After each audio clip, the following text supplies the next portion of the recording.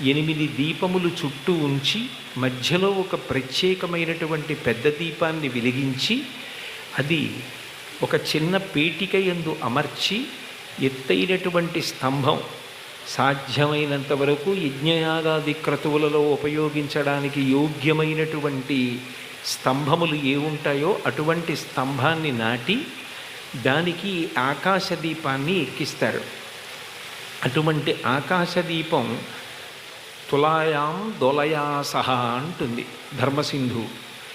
ఆకాశదీపం యోదద్యాత్ అది ఆ దామోదరాయ నభసి తులాయాం దొలయా సహా ప్రదీపంతే ప్రయచ్ఛామి. ఆకాశమంతా కూడా విష్ణుస్వరూపమైతే అంతటా వ్యాపించినటువంటి వాడు విష్ణువు. ఇందుకలడందులీడని సందేహము వలదు చక్రి సర్వోపగతుండు ఎందెందు వెదగి చూచిన